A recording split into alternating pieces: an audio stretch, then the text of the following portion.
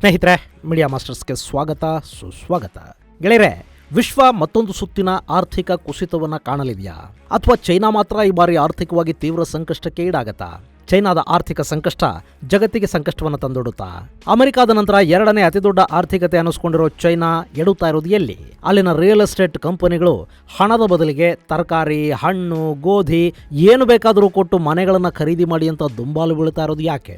ಚೈನಾದ ಈ ಪರಿಸ್ಥಿತಿಯಿಂದ ಅಕ್ಕಪಕ್ಕದ ದೇಶಗಳ ಮೇಲಾಗೋ ಪರಿಣಾಮ ಏನು ಮತ್ತು ಈ ಪರಿಸ್ಥಿತಿಯಿಂದ ದೇಶವನ್ನು ಹೊರತರೋದಕ್ಕೆ ಚೈನಾ ಸರ್ಕಾರ ಮಾಡ್ತಿರೋ ಪ್ರಯತ್ನಗಳೇನು ಅನ್ನೋ ಬಗ್ಗೆ ಒಂದಷ್ಟು ಮಾಹಿತಿಯಲ್ಲಿ ನೋಡೋಣ.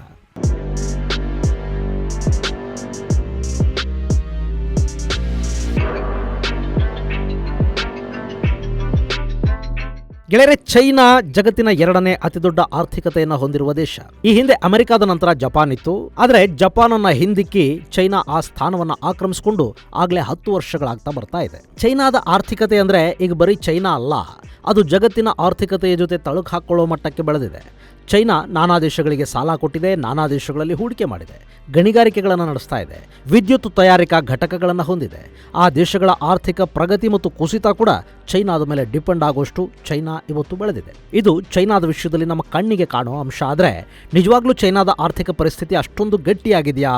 ಇಂಥ ಅನುಮಾನಕ್ಕೆ ಕಾರಣವಾಗ್ತಾ ಇರೋದು ಅಲ್ಲಿನ ರಿಯಲ್ ಎಸ್ಟೇಟ್ ಕಂಪನಿಗಳು ಕಲ್ಲಂಗಡಿ ಹಣ್ಣಿಗೆ, ಶುಂಠಿಗೆ, ಗೋಧಿಗೆ ಮನೆಗಳನ್ನು ಮಾರಾಟ ಮಾಡ್ತಾ ಇವೆ ಅನ್ನೋ ಸುದ್ದಿ.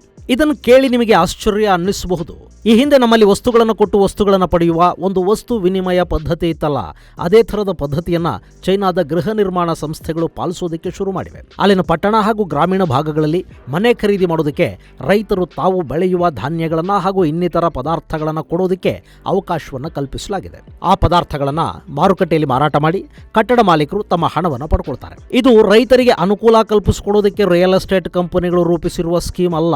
ಬದಲಿಗೆ ಅಲ್ಲಿ ಹಣ ಇಲ್ಲದ ಕಾರಣ ಮನೆಗಳು ಮಾರಾಟ ಆಗ್ತಾ ಇಲ್ಲ. ಸಣ್ಣ ಸಣ್ಣ ರಿಯಲ್ ಎಸ್ಟೇಟ್ ಉದ್ಯಮಿಗಳು ಸಮಸ್ಯೆಗೆ ಸಿಲುಕೊಳ್ತಾ ಇದ್ದಾರೆ. ಆ ಸಮಸ್ಯೆಯಿಂದ ಹೊರಬರೋದಕ್ಕೆ ಬ್ಯಾಂಕ್ಗಳಿಗೆ ಕೊಡಬೇಕಾದ ಸಾಲದ ಹಣವನ್ನು ಮರುಪಾವತಿ ಮಾಡೋದಕ್ಕೆ ಅವರು ಮನೆಗಳನ್ನು ಮಾರಾಟ ಮಾಡಲೇಬೇಕು. ಹೀಗಾಗಿ ರೈತರನ್ನ ಈ ಕಂಪನಿಗಳು ಟಾರ್ಗೆಟ್ ಮಾಡ್ತಾ ಇವೆ. ಯಾಕಿಂಥ ಪರಿಸ್ಥಿತಿ?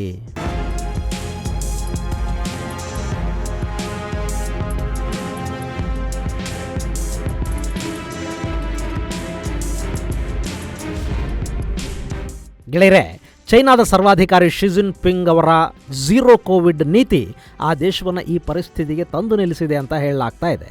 ಜಗತ್ತಿಗೆ ವೈರಾಣುವನ್ನು ಹಂಚಿದ ಚೈನಾ ತನ್ನ ದೇಶದಲ್ಲಿ ಅಂಥ ಯಾವ ವೈರಾಣುವಿನ ಸಮಸ್ಯೆ ಇಲ್ಲ ಅಂತ ಜಗತ್ತಿಗೆ ತೋರಿಸಿಕೊಳ್ಳ ಬಯಸಿತು. ಅದಕ್ಕಾಗಿ ಕಟ್ಟುನಿಟ್ಟಿನ ಕ್ರಮಗಳನ್ನು ಕೈಗೊಳ್ತು.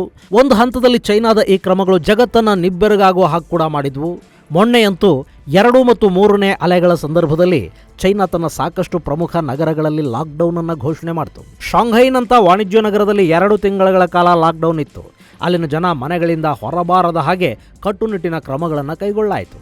ಹೀಗೆ ಶಾಂಘೈ ಒಂದೇ ಅಲ್ಲ, ಸಾಕಷ್ಟು ನಗರಗಳಲ್ಲಿ ಹೀಗೆ ಲಾಕ್ಡೌನ್ ಹೇರಿದ ಪರಿಣಾಮ ಅಲ್ಲಿನ ಕಾರ್ಖಾನೆಗಳು ಮುಚ್ಚಲ್ಪಟ್ಟವು, ಬಂದರುಗಳಲ್ಲಿನ ವ್ಯಾಪಾರ ವ್ಯವಹಾರಗಳು ನಿಂತು ಹೋದವು. ಹೇಳಿ ಕೇಳಿ ಚೈನಾ ಅನ್ನೋದು ಕಾರ್ಖಾನೆಗಳು ಹಾಗೂ ಅಲ್ಲಿನ ಉತ್ಪಾದನೆಗಳ ಮೇಲೆ ಆಧಾರಪಟ್ಟಿರುವ ದೇಶ. ಹೀಗಾಗಿ ಯಾವಾಗ ಉತ್ಪಾದನಾ ವಲಯ ಹಾಗೂ ಅಂತಾರಾಷ್ಟ್ರೀಯ ವಹಿವಾಟುಗಳು ನಿಂತು ಹೋದವೋ ಅದರ ಆರ್ಥಿಕ ಹೊರೆ ಚೈನಾದ ಮೇಲೆ ಬಿತ್ತು. ಇನ್ನು ಜನ ಕೂಡ ಸಾಕಷ್ಟು ಆರ್ಥಿಕ ಸಂಕಷ್ಟಕ್ಕೆ ತುತ್ತಾದರು. ಅದರ ಜೊತೆಗೆ ಅಲ್ಲಿನ ಟೆಕ್ ದೈತ್ಯರಿದ್ರಲ್ಲ, ಅವರ ಮೇಲೆ ಸರ್ಕಾರ ಹೇರಿದ ಒಂದಷ್ಟು ಕಠಿಣ ನಿರ್ಬಂಧಗಳು, ತಾಂತ್ರಿಕ ಏಕಸ್ವಾಮ್ಯದ ವಿರುದ್ಧ ಕೈಗೊಂಡ ಕ್ರಮಗಳು, ಇವೆಲ್ಲ ಅಲ್ಲಿನ ಅಲಿಬಾಬಾದಂಥ ದೈತ್ಯ ಕಂಪನಿಗಳ ಉಸಿರುಗಟ್ಟಿಸೋದಕ್ಕೆ ಶುರು ಮಾಡಿದ್ವು. ಇದರ ಪರಿಣಾಮ ಏನು ಅಂದರೆ ಚೈನಾದ ಸಾಫ್ಟ್ವೇರ್ ಹಾಗೂ ಟೆಕ್ ಉದ್ಯಮಗಳಲ್ಲಿ ಕೆಲಸ ಮಾಡ್ತಾ ಇದ್ದ ಸಾವಿರಾರು ಜನ ನೌಕರಿ ಕಳ್ಕೋಬೇಕಾಗಿ ಬಂತು. ಇನ್ನು ಅಲಿಬಾಬಾ ವಿಷಯದಲ್ಲಿ ಏನೆಲ್ಲ ಆಯಿತು ಅನ್ನೋದು ನಿಮಗೆ ಗೊತ್ತೇ ಇದೆ. ಆದ್ದರಿಂದ ಬರಬೇಕಿದ್ದ ಒಂದಷ್ಟು ವಿದೇಶಿ ಹೂಡಿಕೆಗಳು ನಿಂತು ಹೋದವು. ಚೈನಾದಲ್ಲಿ ವಿಧಿಸಿದ ಲಾಕ್ಡೌನ್ನ ಪರಿಣಾಮ ಒಂದಷ್ಟು ಕಂಪನಿಗಳು ಅಲ್ಲಿಂದ ತಮ್ಮ ಉತ್ಪಾದನಾ ಘಟಕಗಳನ್ನು ತೆರವುಗೊಳಿಸಿ ಅಕ್ಕಪಕ್ಕದ ದೇಶಗಳ ಕಡೆ ಮುಖ ಮಾಡಿದ್ವು. ಇದರ ಬೆನ್ನಲ್ಲೇ ಅಲ್ಲಿನ ರಿಯಲ್ ಎಸ್ಟೇಟ್ ದೈತ್ಯ ಕಂಪನಿಗಳು ನಷ್ಟಕ್ಕೆ ತುತ್ತಾಗಿ ಅದರ ಹೊರೆ ಕೂಡ ಚೈನಾದ ಮೇಲೆ ಬಿತ್ತು. ಬ್ಯಾಂಕ್ಗಳಿಗೆ ವಸೂಲಿ ಆಗಬೇಕಾದ ಸಾಲದ ಹಣ ನಿಂತೋಯ್ತು. ಇದೆಲ್ಲ ಈಗ ಚೈನಾದ ಅರ್ಥವ್ಯವಸ್ಥೆ ಕುಸಿಯೋ ಹಾಗೆ ಮಾಡಿದೆ. ಗೆಳೆಯರೆ, ಯಾವುದೇ ದೇಶದಲ್ಲಿ ಅಲ್ಲಿನ ಬ್ಯಾಂಕುಗಳು ಕೊಟ್ಟ ಸಾಲ ಮರುಪಾವತಿ ಆಗದೇ ಇದ್ರೆ ಅದನ್ನು ವಾಪಸ್ಸು ಕೊಡೋದಕ್ಕೆ ಜನರ ಬಳಿ ಹಣ ಇಲ್ಲದ ಪರಿಸ್ಥಿತಿ ಬಂದ್ರೆ ಆ ದೇಶ ಆರ್ಥಿಕವಾಗಿ ಪಾತಾಳವನ್ನು ತಲುಪಿಬಿಡುತ್ತೆ. ಈ ಹಿಂದೆ 2008ರಲ್ಲಿ ಇಂಥ ಪರಿಸ್ಥಿತಿಯನ್ನು ಇಡೀ ವಿಶ್ವ ಅನುಭವಿಸಿತ್ತು. ಅವತ್ತು ಅಮೆರಿಕಾದ ಅತಿದೊಡ್ಡ ಆರ್ಥಿಕ ಸಂಸ್ಥೆಗಳು ತೀವ್ರ ನಷ್ಟಕ್ಕೀಡಾಗಿದ್ವು. ಇದ್ದಕ್ಕಿದ್ದ ಹಾಗೆ ಜನ, ಅದರಲ್ಲೂ ಟೆಕ್ ಇಂಡಸ್ಟ್ರಿಯ ಜನ ಕೆಲಸ ಕಳ್ಕೊಂಡ್ರು. ಅಮೆರಿಕಾದಲ್ಲಿ ತೀವ್ರ ನಿರುದ್ಯೋಗ ಉಂಟಾಯಿತು. ಅದರಿಂದ ಹೊರಬರೋದಕ್ಕೆ ಸುಮಾರು 2 ವರ್ಷಗಳು ಬೇಕಾದವು. ಇನ್ನು ಅದಕ್ಕಿಂತ ಮೊದಲು 1929-30ರಲ್ಲಿ ಇಂಥದ್ದೇ ಪರಿಸ್ಥಿತಿ ಅಮೆರಿಕಾದಲ್ಲಿ ಉಂಟಾಯಿತು. ಅದನ್ನು ಗ್ರೇಟ್ ಡಿಪ್ರೆಷನ್ ಅಂತ ಕರೀತಾರೆ. ಅವತ್ತು ಅಮೆರಿಕಾದಲ್ಲಿ ಬರ ಪರಿಸ್ಥಿತಿ ನಿರ್ಮಾಣ ಆಯಿತು, ಆರ್ಥಿಕ ಸಂಕಷ್ಟ ಉಂಟಾಯಿತು, ಕಾರ್ಖಾನೆಗಳು ಅಂದರೆ ಉತ್ಪಾದನಾ ವಲಯ ಸ್ಥಗಿತಗೊಳ್ತು, ಬ್ಯಾಂಕ್ಗಳ ವಹಿವಾಟು ನಿಂತೋಯ್ತು, ಹಣದ ಹರಿವು ಕಡಿಮೆ ಆಯಿತು, ವಿದೇಶಿ ವ್ಯಾಪಾರಗಳು ನಿಂತೋದ್ವು, ಅಮೆರಿಕ ತತ್ತರಿಸಿ ಹೋಯಿತು. ಅದರಿಂದ ಹೊರಬರೋದಕ್ಕೆ ಅವರಿಗೆ ಸರಿಸುಮಾರು 1 ದಶಕನೇ ಬೇಕಾಯಿತು. ಅವತ್ತು ಅಮೆರಿಕಾದ ಅರ್ಥವ್ಯವಸ್ಥೆಯನ್ನು ಹಳಿಗೆ ತರೋದಕ್ಕೆ ಅವತ್ತಿನ ಅಮೆರಿಕಾದ ಅಧ್ಯಕ್ಷ ಫ್ರಾಂಕ್ಲಿನ್ ಡಿ ರೂಸ್ವೆಲ್ಟ್ ಒಂದು ಇನ್ಫ್ರಾಸ್ಟ್ರಕ್ಚರ್ ಪ್ಲಾನ್ ಅನ್ನು ರೂಪಿಸಿದ್ರು. ಸರ್ಕಾರ ಮಾರುಕಟ್ಟೆಗೆ ಹಣವನ್ನು ಪಂಪ್ ಮಾಡ್ತು, ನಾನಾ ರೀತಿಯ ಅಭಿವೃದ್ಧಿ ಕಾಮಗಾರಿಗಳನ್ನು ಕೈಗೆತ್ತಿಕೊಳ್ಳೋ ಮೂಲಕ ಜನರಿಗೆ ಕೆಲಸವನ್ನು ಕೊಡ್ತು. ಅಷ್ಟರಲ್ಲಿ 2ನೇ ವಿಶ್ವಯುದ್ಧ ಬೇರೆ ಶುರುವಾಯ್ತಲ್ಲ. ಅಮೆರಿಕ ಆಯುಧ ತಯಾರಿಕೆಗೆ ಹೆಚ್ಚು ಒತ್ತು ಕೊಡ್ತು, ಬ್ರಿಟನ್ಗೆ ಕದ್ದು ಆಯುಧಗಳನ್ನು ಮಾರಾಟ ಮಾಡ್ತು. ಆನಂತರ ತಾನು ಕೂಡ ಯುದ್ಧಕ್ಕಿಳಿತು. ಮುಂದೆ ಅಮೆರಿಕ ಬಲಿಷ್ಠ ಆರ್ಥಿಕತೆಯಾಗಿ ಬೆಳೆದು ನಿಂತುಕೊಳ್ತು.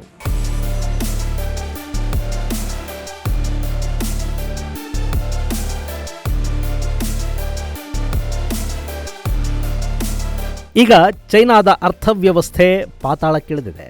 ಅಲ್ಲಿ ಕೂಡ ಒಂದು ಕಡೆ ಆಹಾರ ಸಮಸ್ಯೆ ಇದೆ, ಮತ್ತೊಂದು ಕಡೆ ಹಣಕಾಸಿನ ಸಮಸ್ಯೆ ಉಂಟಾಗ್ತಾ ಇದೆ. ವಿದೇಶಗಳಲ್ಲಿ ಮಾಡಿದ ಹೂಡಿಕೆಗಳು ಆದಾಯ ಕೊಡೋದನ್ನು ನಿಲ್ಲಿಸಿವೆ. ಪಾಕಿಸ್ತಾನದಂಥ ದೇಶಗಳಲ್ಲಿನ ಹೂಡಿಕೆಗಳು ಒಂಥರ ಡೆಡ್ ಇನ್ವೆಸ್ಟ್ಮೆಂಟ್ಗಳ ಥರ ಪರಿಣಮಿಸ್ತಾ ಇವೆ. ಅಲ್ಲಿನ ಉತ್ಪಾದನೆ ಸ್ಥಗಿತಗೊಂಡಿರೋದ್ರಿಂದ ಹಣಕಾಸಿನ ಹರಿವು ಕಡಿಮೆ ಆಗಿದೆ. ಅದನ್ನು ಸರಿಪಡಿಸೋದಕ್ಕೆ, ಚೈನಾದ ಆರ್ಥಿಕತೆಯನ್ನು ಮತ್ತೆ ಹಳೆಗೆ ತರೋದಕ್ಕೆ ಚೈನಾ $75 ಬಿಲಿಯನ್ ಮೌಲ್ಯದ ಹೊಸ ಇನ್ಫ್ರಾಸ್ಟ್ರಕ್ಚರ್ ಯೋಜನೆಯನ್ನು ಘೋಷಣೆ ಮಾಡಿದೆ. ಆದರೆ ಅಮೆರಿಕಾದಲ್ಲಿ ಆದ ಹಾಗೆ ಇದು ಚೈನಾದಲ್ಲಿ ಯಶಸ್ವಿಯಾಗೋದು ಡೌಟು ಅಂತ ಅಲ್ಲಿನ ಆರ್ಥಿಕ ತಜ್ಞರೇ ಹೇಳ್ತಾ ಇದ್ದಾರೆ. ಅಮೆರಿಕ ಇಂಥ ಯೋಜನೆಯನ್ನು ಘೋಷಣೆ ಮಾಡಿದ್ದು 1930 ಸಂದರ್ಭದಲ್ಲಿ. ಅವತ್ತಿಗೆ ಅಮೆರಿಕ ಇನ್ನು ಈಗಿನಷ್ಟು ಅಭಿವೃದ್ಧಿ ಆಗಿರಲಿಲ್ಲ. ಹೀಗಾಗಿ ಅಲ್ಲಿ ಸಾಕಷ್ಟು ರಸ್ತೆಗಳನ್ನು, ಏರ್ಪೋರ್ಟ್ಗಳನ್ನು ನಿರ್ಮಾಣ ಮಾಡಲಾಯಿತು. ಮೂಲಭೂತ ಸೌಕರ್ಯಾಭಿವೃದ್ಧಿಗೆ ಸರ್ಕಾರ ಹೆಚ್ಚಿನ ಗಮನವನ್ನು ಕೊಡ್ತು. ಅದರಿಂದ ಅಮೆರಿಕದ ಕನೆಕ್ಟಿವಿಟಿ ಹೆಚ್ಚಾಯಿತು, ಅಲ್ಲಿನ ವ್ಯಾಪಾರ ವಹಿವಾಟುಗಳು ಹೆಚ್ಚಾದವು, ಅಲ್ಲಿನ ಜನಕ್ಕೆ ಹೆಚ್ಚು ಉದ್ಯೋಗಾವಕಾಶಗಳು ಸೃಷ್ಟಿಯಾದವು. ಆದರೆ ಚೈನಾದ ಪರಿಸ್ಥಿತಿ ಅಮೆರಿಕಾಗಿಂತ ಭಿನ್ನ. ಅಲ್ಲಿ ಈಗಾಗಲೇ ಮೂಲಭೂತ ಸೌಲಭ್ಯ ಅನ್ನೋದು ಅತಿ ಅನಿಸೋಷ್ಟು ಆಗೋಗಿದೆ. ಇನ್ನಲ್ಲಿ ರಸ್ತೆಗಳನ್ನು ಹಾಕೋದಿಕ್ಕೆ ಜಾಗಾನೇ ಇಲ್ಲ ಅನ್ನುವಂಥ ಪರಿಸ್ಥಿತಿ ಬಂದಿರೋದ್ರಿಂದ ಭಾರತದ ಗಡಿಯಲ್ಲಿನ ಬೆಟ್ಟಗುಡ್ಡಗಳಲ್ಲಿ ಕೂಡ ಚೈನಾ ಹೈವೇಗಳನ್ನು ನಿರ್ಮಾಣ ಮಾಡಿದೆ. ಜಲ ಸಾರಿಗೆ ವ್ಯವಸ್ಥೆಯನ್ನು ಚೈನಾ ಅಭಿವೃದ್ಧಿ ಮಾಡಿಕೊಂಡಿದೆ. ಇನ್ನು ಕಾರ್ಖಾನೆಗಳು ಅಲ್ಲಿನ ವಾತಾವರಣವನ್ನು ಕೂಡ ಹಾಳು ಮಾಡುವಷ್ಟು ಪ್ರಮಾಣದಲ್ಲಿ ಬೆಳೆದು ನಿಂತಿವೆ. ಅಲ್ಲಿ ಏರ್ಪೋರ್ಟ್ಗಳಿಗೆ ಬರಾನೇ ಇಲ್ಲ. ಅಲ್ಲಿರೋಷ್ಟು ಬಂದರುಗಳು ಜಗತ್ತಿನ ಮತ್ತಿನ್ಯಾವ ದೇಶದಲ್ಲೂ ಇಲ್ಲ. ಇಡೀ ಜಗತ್ತಲ್ಲೇ ಅತಿ ಹೆಚ್ಚು ಡ್ಯಾಮ್ಗಳಿರೋದು ಚೈನಾದಲ್ಲಿ. ಹಾಗೆ ಅಲ್ಲಿ ಸಾಕಷ್ಟು ನಗರ ಪಟ್ಟಣಗಳನ್ನು ಕೂಡ ಈಗಾಗಲೇ ನಿರ್ಮಾಣ ಮಾಡಿಬಿಟ್ಟಿದ್ದಾರೆ. ಅಲ್ಲಿ ಅದು ಎಷ್ಟು ಪಟ್ಟಣಗಳಿವೆ ಅಂದರೆ ಅವುಗಳಲ್ಲಿ ವಾಸ ಮಾಡೋದಕ್ಕೆ ಜನ ಇಲ್ಲದೆ ಸಾಕಷ್ಟು ಘೋಸ್ಟ್ ಸಿಟಿಗಳು ಅಂತ ಅನ್ನಿಸ್ಕೊಂಡು ಹಾಳು ಕೊಂಪೆಗಳ ಥರ ಬೀಳ್ತಾ ಇವೆ. ಇನ್ನು ಭಾರತದ ಗಡಿಯಲ್ಲಿ ಅವರು ಹೊಸ ಹಳ್ಳಿಗಳನ್ನು, ಡ್ಯೂಯಲ್ ವಿಲೇಜುಗಳನ್ನು ನಿರ್ಮಾಣ ಮಾಡಿದ್ದಾರೆ. ಅವು ಕೂಡ ಹೇಳೋದಕ್ಕೆ ಹಳ್ಳಿಗಳಷ್ಟೇ, ಆದರೆ ಅಲ್ಲಿನ ಮೂಲಭೂತ ಸೌಕರ್ಯಗಳು ಯಾವ ನಗರಗಳಿಗೂ ಪಟ್ಟಣಗಳಿಗೂ ಕಡಿಮೆ ಏನಿಲ್ಲ.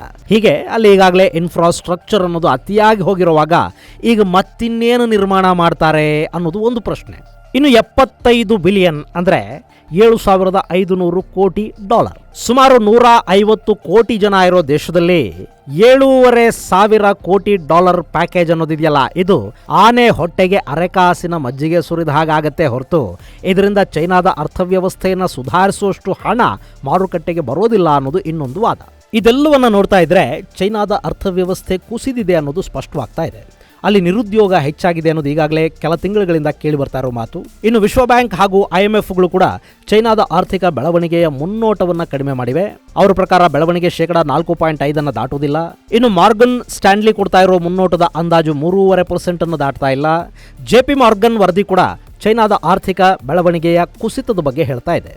ಈ ವಿಷಯದಲ್ಲಿ ಭಾರತ ಚೈನಾಗೆ ಹೋಲಿಕೆ ಮಾಡಿದರೆ ತುಂಬಾನೇ ಮುಂದಿದೆ. ಯಾಕೆಂದರೆ ಈ ಬಾರಿಯ ಭಾರತದ ಎಕನಾಮಿಕ್ ಫೋರ್ಕಾಸ್ಟನ್ನು 7.5% ಅಂತ ಅಂದಾಜು ಮಾಡಿದ್ದಾರೆ.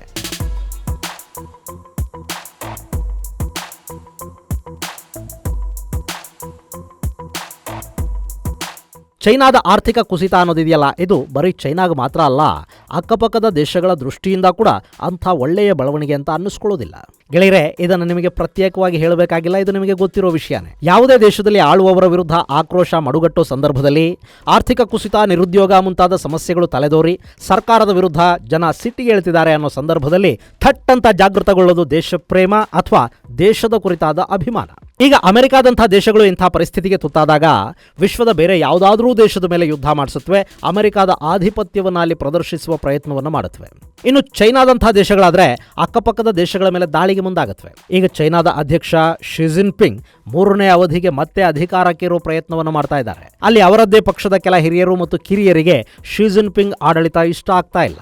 ಜೊತೆಗೆ ಕೋವಿಡ್ ಲಾಕ್ಡೌನ್ಗಳ ಕಾರಣದಿಂದ, ಆರ್ಥಿಕ ಸಮಸ್ಯೆ ಹಾಗೂ ನಿರುದ್ಯೋಗದಂತಹ ಸಮಸ್ಯೆಗಳ ಕಾರಣದಿಂದ ಜನಾಭಿಪ್ರಾಯ ಕೂಡ ಶಿ ವಿರುದ್ಧ ಇದೆ ಅಂತ ಖಚಿತವಾಗಿ ಅನ್ಸೋದಕ್ಕೆ ಶುರು ಮಾಡಿದರೆ, ಇದನ್ನು ಸರಿಪಡಿಸ್ಕೊಳ್ಳೋದಕ್ಕೆ ಶಿ ಜಿನ್ಪಿಂಗ್ ಚೀನೀಯರ ದೇಶ ಪ್ರೇಮವನ್ನು ಜಾಗೃತಗೊಳಿಸೋ ಪ್ರಯತ್ನವನ್ನು ಮಾಡ್ತಾರೆ. ಅದರ ಅರ್ಥ ಚೈನಾ ತನ್ನ ಪಕ್ಕದ ಯಾವುದಾದ್ರೂ ದೇಶದ ವಿರುದ್ಧ ಯುದ್ಧ ಸಾರೋದಕ್ಕೆ ಸಿದ್ಧವಾಗಿಬಿಡುತ್ತೆ. ಅದು ತೈವಾನ್ ಆಗಿರಬಹುದು, ಜಪಾನ್ ಆಗಿರಬಹುದು, ಅಥವಾ ಭಾರತ ಕೂಡ ಆಗಿರಬಹುದು. ಒಂದು ಯುದ್ಧ ತಾತ್ಕಾಲಿಕವಾಗಿ ಜನರ ಅಭಿಪ್ರಾಯವನ್ನು ಬದಲಿಸುವ, ಅವರ ಗಮನವನ್ನು ಬೇರೆ ಕಡೆಗೆ ಸೆಳೆಯುವ ಶಕ್ತಿಯನ್ನಂತೂ ಖಂಡಿತ ಹೊಂದಿರುತ್ತೆ. ಈಗ ಚೈನಾ ಅದನ್ನೇ ಮಾಡುತ್ತಾ ಗೊತ್ತಿಲ್ಲ. ಆದರೆ ಅಲ್ಲಿನ ಪರಿಸ್ಥಿತಿಗಳನ್ನು ಗಮನಿಸ್ತಾ ಇರೋ ತಜ್ಞರು ಇಂಥ ಅಭಿಪ್ರಾಯವನ್ನಂತೂ ವ್ಯಕ್ತಪಡಿಸ್ತಾ ಇದ್ದಾರೆ. ಇದು ಗೆಳೆಯರೆ, ಚೈನಾದಲ್ಲಿ ರಿಯಲ್ ಎಸ್ಟೇಟ್ ಕಂಪನಿಗಳು ಗೋಧಿ, ಅಕ್ಕಿ, ಕಲ್ಲಂಗಡಿ ಹಣ್ಣಿಗೆ ಮನೆಗಳನ್ನು ಮಾರಾಟ ಮಾಡ್ತಾ ಇರೋದ್ರ ಕುರಿತಾದ ಒಂದಷ್ಟು ಮಾಹಿತಿ. ಮುಂದಿನ ಸಂಚಿಕೆಯಲ್ಲಿ ಮತ್ತಷ್ಟು ವಿಶೇಷಗಳ ಜೊತೆ ಮತ್ತೆ ಭೇಟಿಯಾಗೋಣ. ಅಲ್ಲಿವರೆಗೆ ಜೈ ಹಿಂದ್, ಜೈ ಕರ್ನಾಟಕ.